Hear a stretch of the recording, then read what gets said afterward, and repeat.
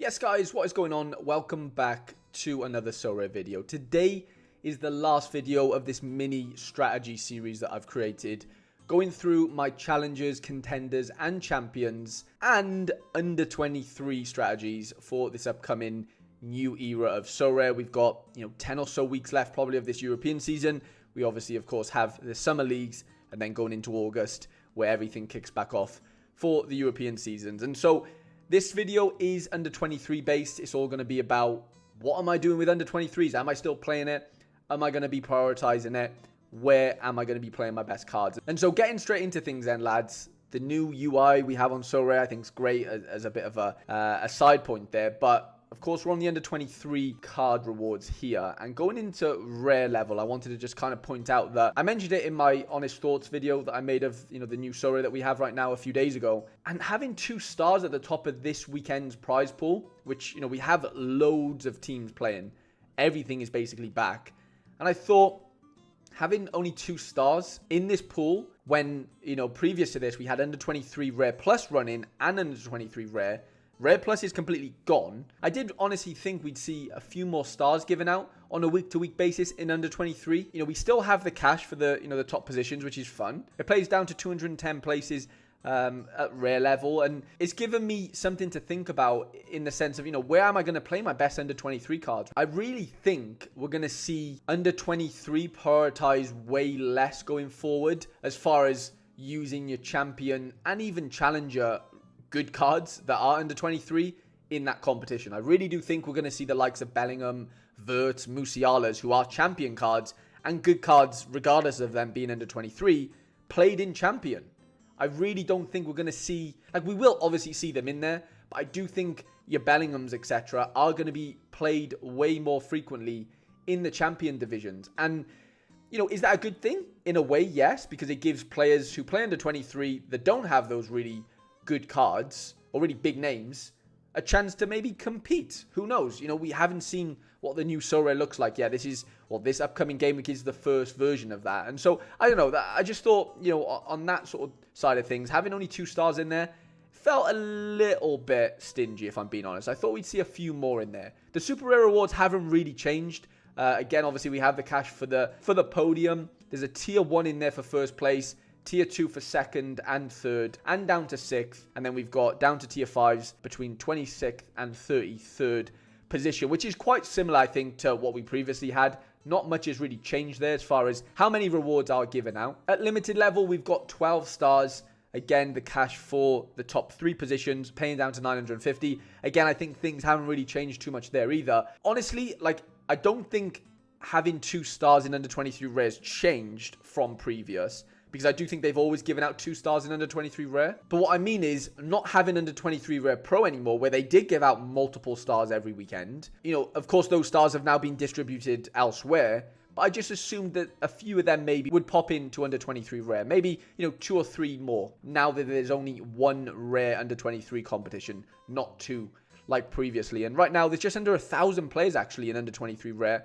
It's Wednesday while I'm recording this. The game week will close on Friday. So yeah, it clearly shows that there's still interest in under 23. The fact that Sorare kept the under 23 divisions, because it kind of sounded like that they were probably going to get rid of them. But they decided to keep them after chatting with a lot of the community. For me, I don't know if I'm going to be playing the likes of Vinny and Rodrigo, my champion under 23 cards in this lineup if I can help it. Now, if I don't have any other depth, then, they kind of probably have to go in there.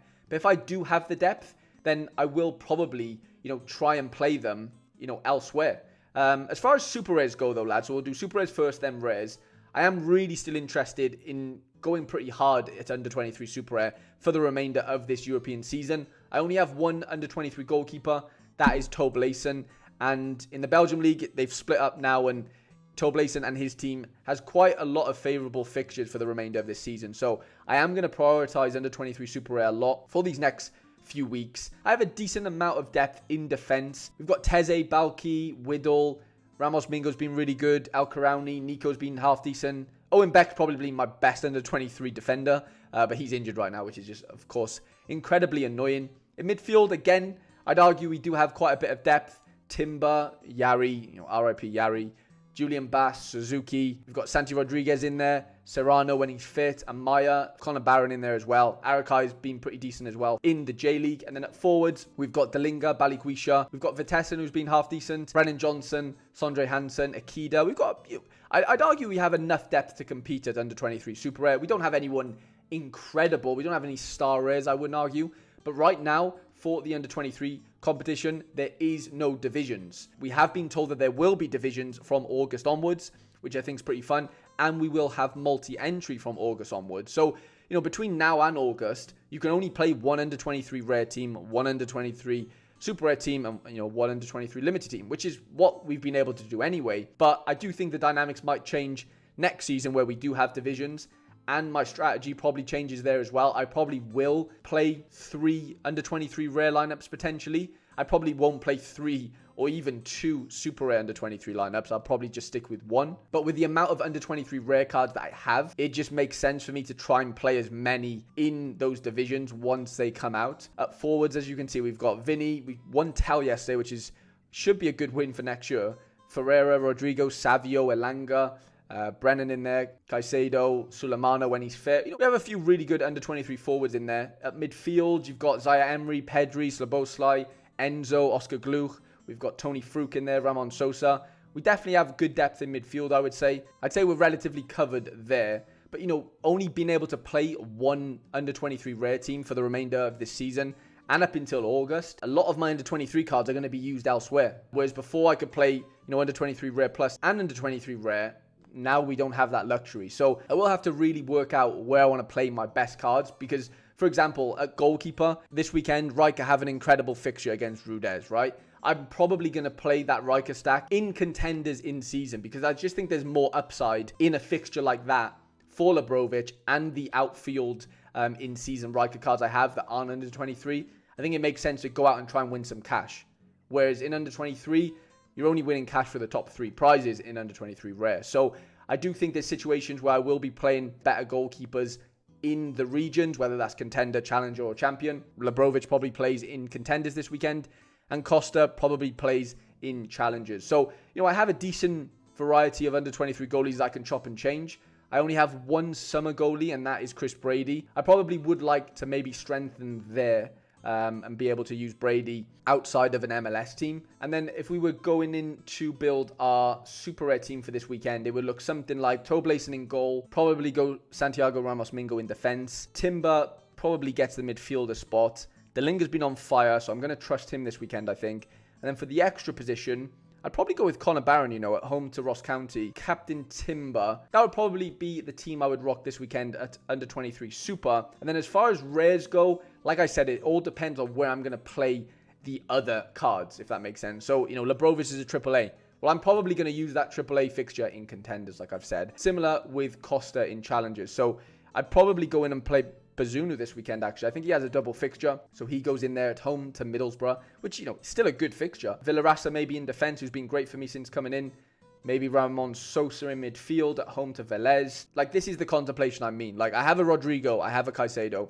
Both have, good matchups. If I need Rodrigo in champion, which I think a lot of people will, then I think we're going to see a lot of Caicedos in under 23 rare. I really do think that is how under 23 is going to pan out over these next few weeks, where people prioritize elsewhere because the prizes are so much better elsewhere. I don't know if it warrants playing your really good champion cards in under 23. Let me know what you think though about that. Could even go Jesus Ferreira, to be honest, away to Austin. And then at extra position, either maybe Monchu. Busio has a good fixture as well.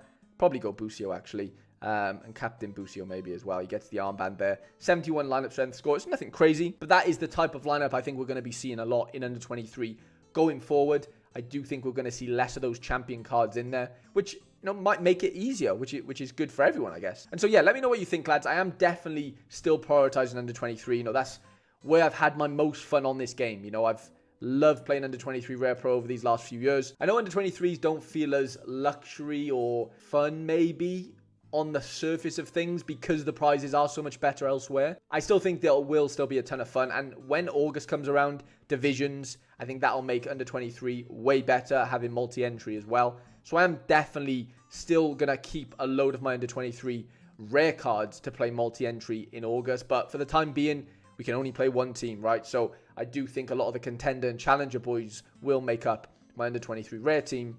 Same for under 23 super, and kind of see how that all pans out now for the remainder of this European season. Right, I hope you enjoyed that video, lads. Let me know your thoughts in the comment section. Are you still prioritizing under 23? Let me know.